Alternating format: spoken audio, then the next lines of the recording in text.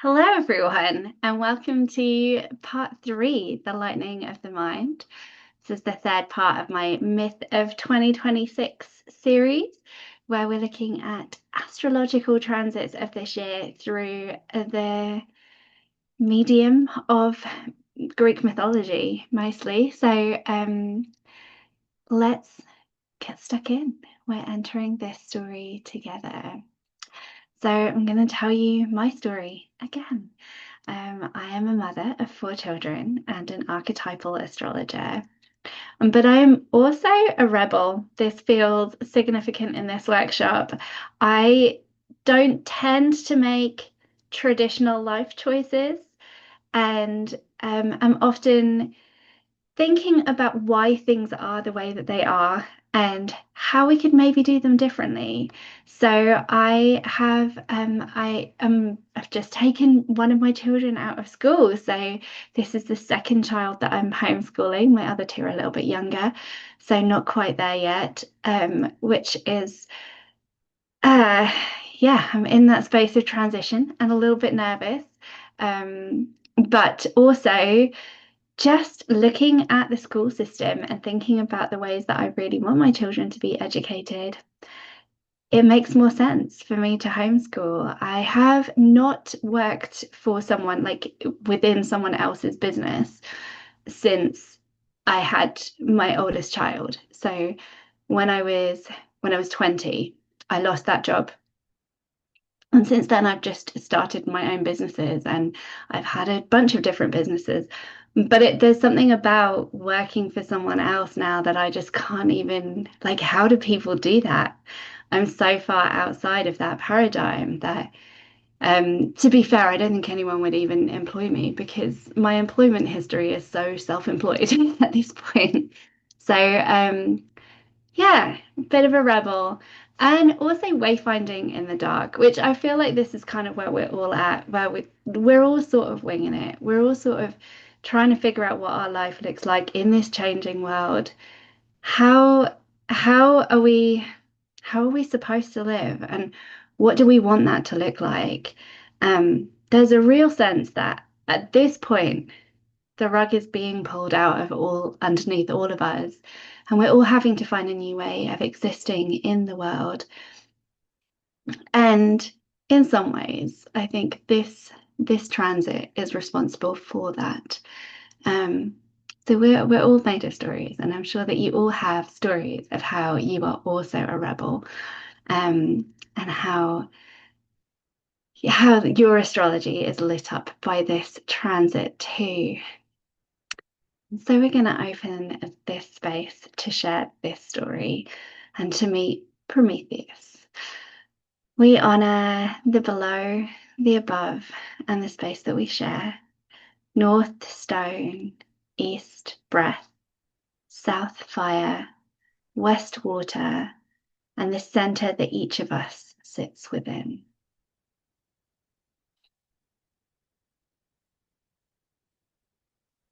So we are standing in this time at a threshold where Uranus is currently in Taurus, and we are reaching the end of that story, of what that story looks like as Uranus shapes our finances and food systems and material goods and our ability to get hold of the things that we need. And we've seen all of these things shift and change over the past 7 years that Uranus has been in Taurus. But now, although this has been like Uranus always shakes things up, always decreases certainty, it also brings innovation as well. Taurus makes it slow and it's been almost a little bit gentle compared to what it looks like for Prometheus to enter Gemini. And so I want to tell you the story of Prometheus. And now, there are some stories in which Prometheus was the creator of humans. He had crafted them from the clay of the earth and the water and molded them into people. And then the goddess of wisdom, Athena, breathed life and intelligence into these clay people. But the story that we are going to look at is the story of Prometheus and the stolen fire, where he saw that humans, compared to all of the other animals who'd all been given gifts, the humans were not did not have any gifts left for them, and so he stole fire from Olympus, from the gods, and gifted it to the humans so that they would have a gift as well, so that they would have the ability to create new technologies, um, to build civilizations, to build community. But this was not like he didn't consult with the gods first. He didn't ask anyone's permission. He just stole the fire and gave it away. And whilst Zeus could not take the fire back from the people, there was a punishment. And so Prometheus was punished to be chained to a rock and have his liver pecked out by a crow every day, and then it would grow back every night. And this would happen for all eternity because he's immortal. Um, and so this gift of fire that Prometheus gave to the people, it came at a cost to himself, but it also came at a cost to humans. I don't think that anyone could really have lived their life without experiencing some of the pain of fire. Like we all learn not to put our hand in a candle by realizing that that was too hot. We've all been burned at some point in our lives. Fire is dangerous and sometimes incredibly destructive and can wipe out homes and communities and sweep through forests and sweep through towns and cities and just bring absolute destruction. And when Prometheus gives fire to humans, it's not like there's an instruction manual as well.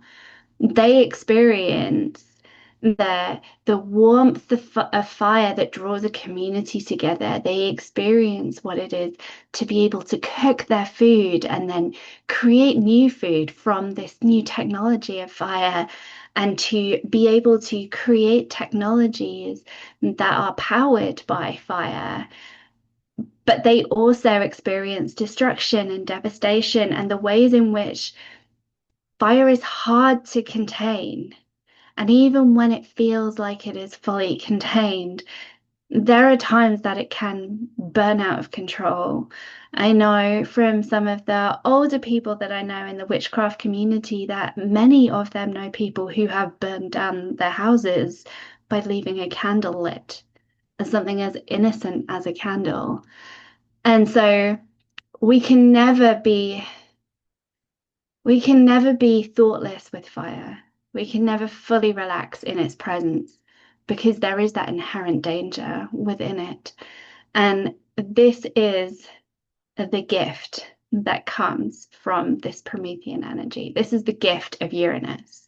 It is incredible technology that also is dangerous and that must be treated with respect always.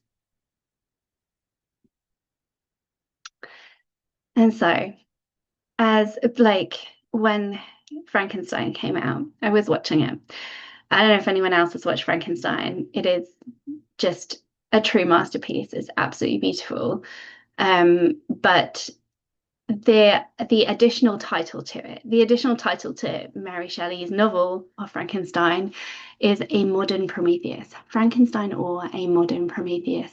And it made me think like about the Promethean stories that we have.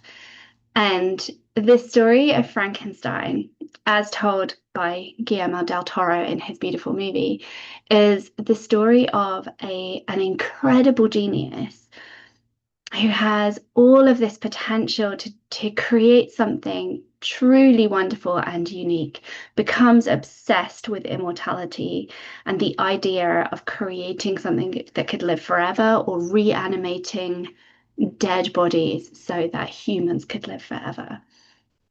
And he is thrown out of out of his university, out of scientific institutions, because you kind of don't go around playing with reanimating corpses. And eventually he finds an investor. He gives him this laboratory and endless resources.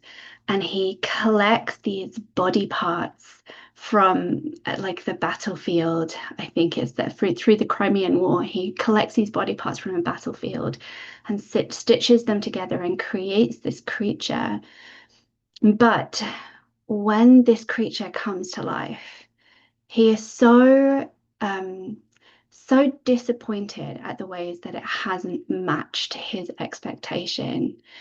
And it is a fully functioning creature. He has reanimated these dead body parts, but the only word that it speaks is his name. And as it just calls out Victor, he becomes more and more annoyed and chains it in the basement because he's afraid of how strong it is and completely abandons it. And we will come back to that story in a bit. But I feel like Jurassic Park is another one of these stories of this incredible potential of a scientific breakthrough to bring back dinosaurs. Like, what could be more innocent and pure and beautiful than a little boy's dream of being able to meet with dinosaurs and see them close up? And yet, it is turned into this money-making machine, and corners are cut and the science that they're working with, the creatures that they are bringing back, are not respected and are not treated with the respect and compassion that they require. And we all know how Jurassic Park went, and in subsequent movies, just more and more chaotic. And now there are dinosaurs all over the world. And so we are in this consequence field. This is the Pluto in Aquarius story that we spoke about in workshop 1, where Pluto is the consequence of the actions that we take. And where Pluto is in Aquarius, we see this played out in systems, like Pluto is assessing our systems and our structures and how we are how we are respecting the systems that we have in place, that we live within, how we are treating our community and our networks. How does that look? And as Pluto comes through, we meet the consequences of our actions. So I want to introduce you to Epimetheus. So Prometheus is not alone. He has a brother. Prometheus's name means forethought, and Epimetheus's name means afterthought. And when we bring them together, they bring this grounded, embodied understanding with the genius and insight and wisdom of Prometheus. And I think sometimes in myths, when you read them and you come across Epimetheus, he is portrayed as being somehow foolish or slow or not really understanding what's going on around him. But I think the truth is that he is the innocence of living in the present, of not really judging the future and how that might play out. He is with what is in this moment, and he has this innocence and compassion about him in the way that he meets the world. He meets the world in a really embodied way. Like he experiences consequence in a way that Prometheus doesn't. Like he may be chained to a rock with his liver being pecked out, but he's not really experiencing the consequence of what he did with the fire because he's been taken out of that situation. But Epimetheus, he lives with the humans. He is with them as they build their civilization, as they use this fire, as they use this incredible gift, and as they suffer the consequences of it. And so I feel like in this myth, Epimetheus almost brings the Saturnian quality that we were talking about in workshop 2, the grounded, embodied response to things, the way that we, the structures that we build, and the way that we resource ourselves to face this time, to face uncertainty, to face change. And so at this point, I think we should take a moment to really think about what these, about our inner Prometheus, not inner Epimetheus. What do they look like for us? And so I would encourage you to maybe close your eyes, take a deep breath, and think about, what does your inner rebel look like? What does your inner liberator, your inner speaker of truth, speaker of freedom, the piece of you that is one step ahead, that sees a way to open up possibilities, whatever they may be, that can tear walls down and bring in a new future for you. Whether you follow their lead very often or not, there's a piece within you that speaks those words to you, and that tells you of the ways that you could be free and of the things that you would need to tear down to get there. And with him, I want you to imagine your inner Epimetheus, who is connected to the consequences of what happens, who is the one who is with you as you move through them, who takes this inspiration, who takes these wild ideas and allows you to feel them in your body, allows you to move through them in a way that is embodied and true. These two characters within you with such opposing ideas about how you should live your life, with such opposing ways to move through your life when they're on their own. And yet together, they give you the potential to pursue freedom in a way that is also grounded. I want to encourage you to continue that dialogue within yourself. These pieces of you, they already have voices, and you probably already hear them. And being able to invite them to the table, invite them to share their voice, to share their ideas, will help you to see new ways of living, see new ways of being within your life, but also to do it in a way that is grounded and wise.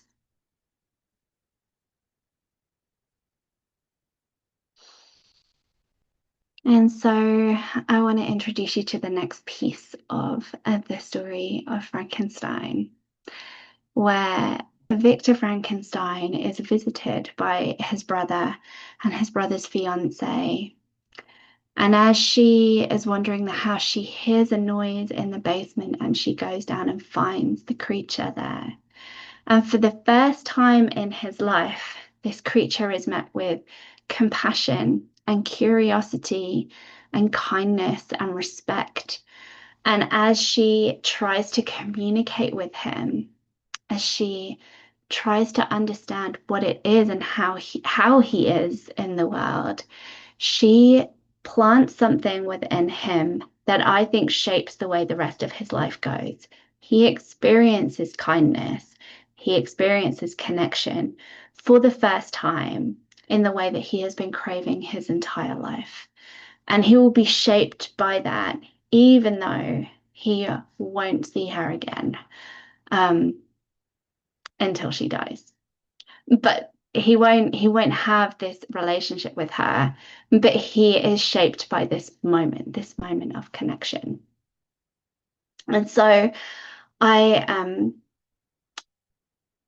in thinking about how Prometheus operates in our world at the moment, the kinds of fire that we have at our disposal, when we think about technology that are shaping the world right now, when we think about AI and the like really just the whole potential of the internet and computing power, even without AI, is very Promethean and has this ability to connect us and also to disconnect us. And so, leaning into ways that we can stay in our bodies, that we can stay in compassionate relationship with each other and with the technologies around us, and not bypass um, ourselves and that connection that makes us human, that makes us compassionate people moving through the world. And so on this journey, before Uranus leaves Taurus, he's going to meet Venus just a couple of days before. It is on the 23rd of April, and on the 26th, he's going to move into Gemini. And so as he's in this space of just being about to leave, Venus, the ruler of Taurus, comes to him. And I feel like this is very much in a similar way to how Elizabeth meets with the creature. She is the reminder, like how we spoke about Saturn moving through Pisces and being shaped by those waters. I feel like Prometheus, like Uranus, is shaped by his time in Taurus, by his connection to the earth.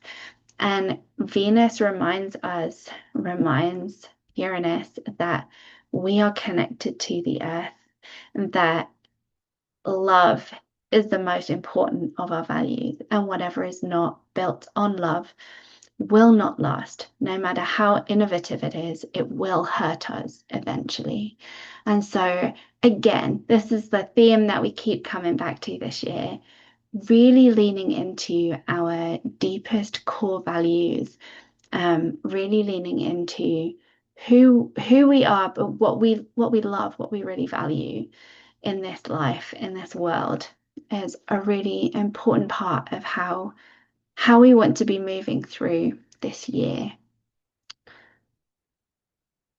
And another thing I wanted to speak to is I feel like I haven't really introduced this concept of Uranus ruling our nervous system, but the nervous system is ruled by Uranus. The nervous system is powered by this. By electrical impulses, and Uranus rules electricity. And so the way that our nervous systems become regulated or dysregulated is, I feel like all of the Uranian pictures are versions of this, of there's too much sparks and so we can't function anymore. We're too overstimulated, we're too dysregulated. And bringing ourselves back into a space of regulation is really powerful. And as a mother, particularly a mother of toddlers, I feel like this is information that is given to me all of the time. Like, how do you regulate your nervous system? How do you co-regulate with your children to help them to learn how to regulate their nervous systems? It feels like the most important thing about parenting when I look online at the moment. And so thinking about this idea of co-regulating, of the way that when we have a regulated nervous system, when we can walk into a room feeling really centered in our own truth, feeling really calm in our own bodies, that we shape the entire room, that our nervous systems are contagious. And when we're in a space and you can see when people are dysregulated, the people around them start feeling it too, start responding differently, start acting differently, and start saying completely different things.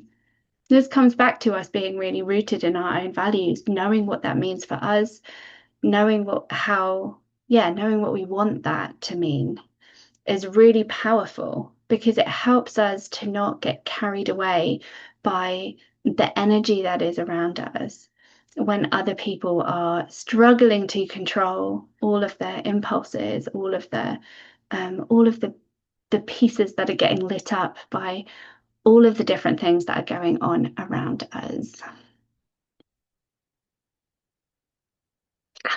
And so I offer you these reflections. If you would like to screenshot them and go through them later, you're very welcome to. Just some journal prompts to help you reflect on these themes. And these are my offerings. If you visit my website, you can find more information about all of these, but I offer astrological readings where we'll look at your chart. And now, no, wait, there's one more screen. Prometheus brings the fire. Saturn teaches us how to hold it. Pluto shows us what happens when we don't. And Venus reminds us why it matters. Just revisiting all of these pieces and seeing how it builds a story for us. And Lauren has shared her chart to so that I can show you how to find these pieces in your own chart and to see how they might be playing out in your life. So we've just been, no, let's go back to the beginning. Let me introduce her chart first, actually. So her ascendant is in Leo. This is Leo. Her sun is right here in Virgo, right next to Venus. That's significant. Having two planets really close together, they're gonna they're gonna affect each other and affect how they each express themselves. So there's Venus Sun. It's a really beautiful connection here. And then her moon is up here in Aries. So let's talk about each of the places that are really triggered by these outer planets this year. We've got Aquarius, right at the beginning of Aquarius, around about here, is Pluto, kind of just in her seventh house, I think, maybe in her sixth house. It's difficult to tell on this chart. But Pluto has just moved into Aquarius here. I say just, it's been a couple of years now, but it's very slow. And so we'll see Pluto activating themes in her house of relationships, of connections to other people, because those are the themes of the seventh house. And so it might help her to recognize power dynamics within relationships, the way that people are drawn to her, and the way that she is setting up collaborations or work with clients, or even within her marriage. There will be things that maybe have been beneath the surface, maybe have not been super obvious to her, that might be starting to become a bit more obvious with this Pluto in Aquarius in this seventh house. So if you look for these like two wavy lines symbol in your chart, you'll be able to see where it is that Pluto will be moving through your chart, like unearthing things that may have been hidden. And yeah, where it's playing out is going to really depend on what house it falls in. So that's one to look for. And then this Saturn and Neptune conjunction is happening right at the beginning of Aries. Yeah, so Saturn and Neptune are meeting right here at this point in Aries. This is kind of close to her moon. It's just in her ninth house. So the house of publishing, of higher education. And so this might be an interesting time to think about a creative writing project and what that might look like. But we're also dealing with those themes of Saturn and Neptune and the dissolving of boundaries and things getting things becoming clear and then not feeling quite so clear. And so as this transit unfolds, there may be like some really interesting ideas coming through. So it's worth keeping track of those things and writing them down. Yeah, restructuring values. I've written down. And then as Uranus enters Gemini in her 11th house, this is the one that I was thinking about, the sun connection, because the things that we're looking for in our charts are the signs and houses, and then the celestial objects that are connected to it. So in our charts, we'll look at the things that are really close to the event that we're looking at. In this case, Uranus moving into Gemini, right next to Chiron here. And it's going to square her Sun and Venus in Virgo, as these are all mutable signs. And so if you have anything in Virgo or Pisces or Sagittarius, right, those first degrees are going to be triggered by this this movement of Uranus moving into Gemini and opening up that conversation there. And so this could feel like in the 11th house, like shifts in her network, in her communication. There might be some tension between her Sun, so like how she shows up, how she presents her work, and how that relates to her community, and seeing some shifting around that, like maybe her work or her networks will change in some way during this transit. And she's also got Chiron in Gemini, and I would imagine that a lot of my audience have Chiron in like Taurus, Gemini kind of space because of the age that we're at. And so Chiron in Gemini really speaks to the feeling misunderstood, feeling like you're not being heard, feeling like you can't get your words right, like they're feeling confused about things. And the Uranus triggering that Chiron space could mean that those things resurface, that she feels a connection to a previous version of herself where she felt like she wasn't being heard.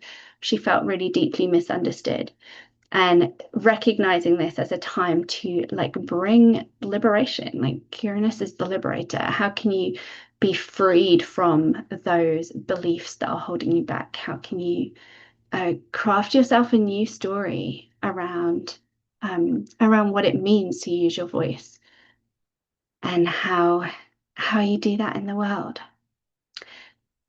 So this is the end of what I was going to share. I'm going to switch over to thank you to everyone who's watching on the replay. I'll end the recording now and move to our Q&A.